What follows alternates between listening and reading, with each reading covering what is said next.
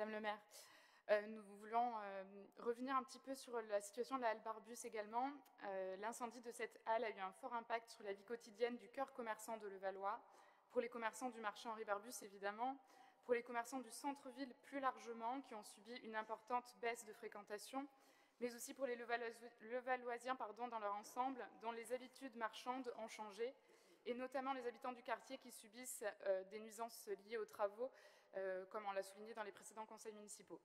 La situation actuelle, tant sanitaire qu'économique, ne fait que renforcer le besoin d'accompagnement des commerçants et plus largement nécessite une vraie stratégie d'attractivité commerciale du centre-ville.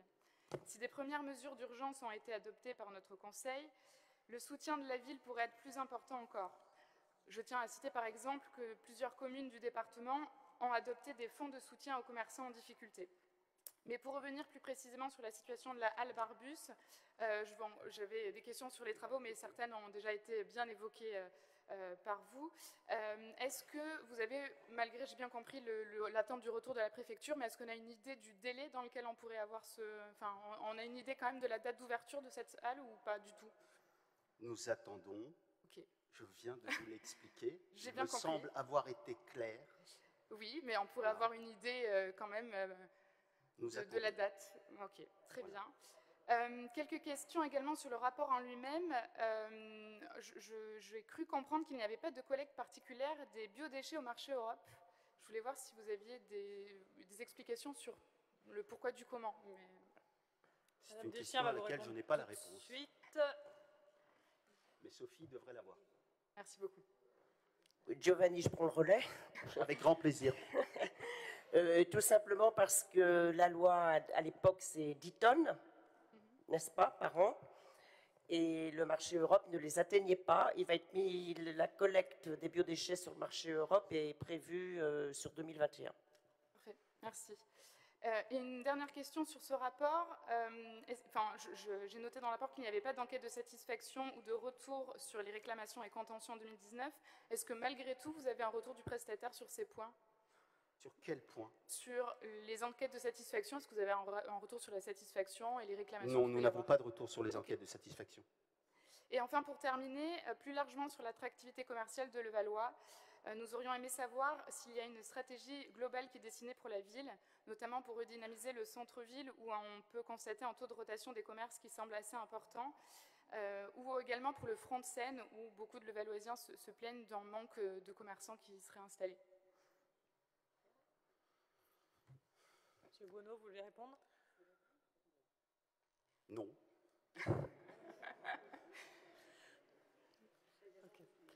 J'ai une dernière question. La réouverture de la halle, bien évidemment, va redynamiser le commerce de proximité.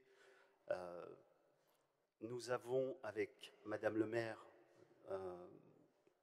été voir tous les commerçants, enfin la grande majorité. Nous avons essayé de les soutenir, de les accompagner dans leur démarche. Vous savez, ça fait 50 ans que j'habite cette ville. Et pour moi, le terrain, c'est la réalité, la vérité.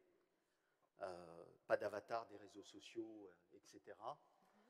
Et le constat des échanges avec les commerçants est très clair. La situation est difficile pour eux. La majorité sont désespérés, ils ont perdu toutes les aides. Ils sont perdus dans les aides, en fait. Parce que ce n'est pas dans leur nature, ce n'est pas dans leur culture. C'est compliqué de se mettre sur Internet parce qu'il y en a plein qui ne savent pas cliquer, etc. On a mis en place pas mal de choses sur Internet. On a préalablement, grâce au service du développement économique, tenté de contacter les 1200, 1300 commerçants sur la ville. On a réussi à en contacter 700. On a mis en place pas mal de choses. Le marketplace qui est mis en place sur la ville. Mais c'est pas simple pour eux. Ce qui marche le mieux pour eux, paradoxalement, c'est les SMS, téléphone. Voilà, prennent les raccourcis, ça marche plutôt bien. Voilà. Maintenant, ce que je constate, et je remercie les Levalloisiens, c'est qu'il y a une vraie conscience collective aujourd'hui. Et je pense qu'on n'oublie pas encore plus aujourd'hui qu'hier que le petit commerce, ça favorise les échanges, les rencontres, et que ça accompagne le développement et le maintien de notre civilisation aujourd'hui. Et ça, c'est important. Aider nos commerces aujourd'hui, c'est indispensable, pas seulement pour leur santé financière, mais aussi pour leur santé mentale et notre santé mentale à nous tous. Voilà. Je partage et je vous rassure, on est aussi sur le terrain en contact des commerçants. Je vous remercie. Et pas seulement sur les réseaux sociaux, je vous rassure. J'ai juste une dernière question. Vous en prie. Sur la présentation du budget, il est fait écho d'une étude sur le cœur de ville à hauteur de 200 000 €. Est-ce qu'on pourrait savoir sur quoi porte cette étude? Donc là, on revient sur le budget, c'est ça? Non, mais c'est juste Bon. parce que j'ai l'impression que ça touche à l'aspect commerçant, mais c'est peut-être une erreur de ma part. Hein, mais... Sur les animations proposées? Non, pas sur les... Il y a une étude sur le cœur de ville. Oui, donc c'est effectivement ce secteur-là dont on parle. L'idée, c'était de pouvoir voir si on peut le réaménager de manière différente, notamment en piétonnisant certains axes ou pas, ou en le repensant de manière différente. Voilà, c'est simplement ça. Parfait, merci. Est-ce qu'on pourrait avoir cette étude éventuellement? Alors, elle est budgétée, pas faite encore, mais okay. quand elle sera faite, évidemment, elle sera rendue publique. Okay. Parfait, merci beaucoup.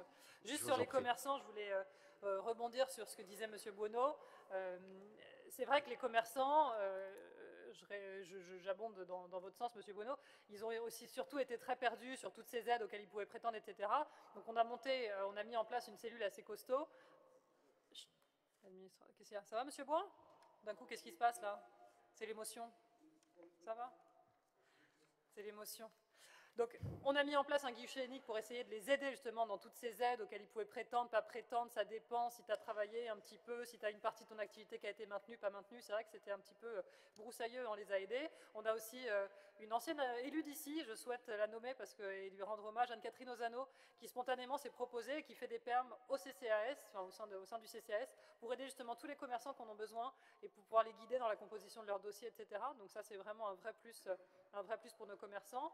Après, en matière, oui, vous dites qu'il y a certaines villes qui ont mis des aides financières en place. Nous, aujourd'hui, on a 1300 commerçants sur la ville. C'est-à-dire que si on devait aider de manière conséquente ces 1300 commerçants, ce ne serait pas un fonds de solidarité qu'il faudrait, ce serait des sommes... C'est-à-dire qu'on a regardé, si on prend 1 million d'euros, 1 million d'euros, c'est quand même une somme colossale. Si on débloque 1 million d'euros d'aide pour nos commerçants, ça fait qu'on les aide à hauteur de 750 € chacun. C'est dérisoire, c'est ridicule. Et nos commerçants, c'est pas ça dont ils ont besoin. C'est-à-dire que sur des loyers comme ceux qu'on a à Levallois, vous dire on vous donne 750 €, c'est ridicule. Ça n'a aucun sens, alors que pour nous, ce serait une charge financière complètement folle. Donc ce qu'on a pu faire, on l'a fait. C'est-à-dire quand on a pu les exonérer de droits de voirie ou de droits de terrasse qu'ils n'utilisaient pas, évidemment qu'on l'a fait, même si, encore une fois, il faut bien comprendre que pour nous, c'est des recettes en moins. Mais c'est l'histoire d'un fonds de solidarité qu'on pourrait créer, qui bénéficierait à certains, pas d'autres, lesquels, on ne sait pas. C'est très compliqué. Regarde, on a l'exemple, quand on disait avec Giovanni qu'on était allé voir pas mal de commerçants, j'étais à la Maillardise il n'y a pas longtemps, qui est la boulangerie à côté du Franco-Britannique, qui me dit, moi, j'ai perdu de fait 30% de mon activité parce que j'ai une partie boulangerie, mais j'ai aussi une partie restauration. Restauration, c'était terminé. C'est 30% de mon chiffre d'affaires. Et je ne suis éligible à aucune aide parce qu'ils ont considéré que comme la boulangerie était mon activité principale et que j'ai continué à exercer cette activité, je n'étais éligible à aucune aide. Sauf que de fait, j'ai 30% de mon chiffre d'affaires en moins. Donc on l'a aidé, on est en train d'essayer de voir si on peut quand même essayer de lui faire avoir certaines aides. Mais vous voyez, c'est très compliqué de dire, toi tu aurais droit, toi tu n'aurais pas droit. Mais aider encore une fois nos 1300 commerçants, ce serait dérisoire avec les budgets qu'on pourrait leur allouer. Et ça, je voudrais vraiment qu'on en prenne conscience. Parce que, encore une fois, faire une vraie proposition, ça se chiffre. C'est dire que pour vous, Madame Conrad, à hauteur de combien il serait intéressant d'aider nos commerçants. Encore une fois, il y a des commerçants qui ne sont pas allés chercher des aides que pouvaient leur proposer des organismes un peu plus costauds que les nôtres. C'est-à-dire que je pense au département, je pense à la région. Il y a des commerçants qui nous ont dit, mais 10 000 € c'est tellement en deçà de ce que je perds que pour moi, c'est même pas intéressant d'aller les chercher. Donc là, c'est plus 1 million d'euros qu'il faudrait pour pouvoir les aider à cette hauteur-là, c'est plus 10 millions d'euros qu'il faudrait dégager pour aider nos commerçants dans des proportions comme celle-ci, ce qui est évidemment infaisable pour nous. Et ça, il faut bien en avoir conscience. J'entends très bien les difficultés. Je pense qu'au sein de POLD, il y a plusieurs communes qui ont mis en place des fonds. Peut-être qu'un retour d'expérience sur ce qu'ils pensent mettre en œuvre peut être une bonne idée, et c'est aussi un bon moyen de faire vivre le territoire de POLD. Je pense que le commerce à Levallois est bien plus vigoureux et dynamique qu'il ne l'est dans d'autres communes. Encore une fois, POLD, on a des communes très diverses. Donc le nombre de commerçants à Levallois est bien différent du nombre de commerçants qu'on peut avoir dans des petites communes du Sud.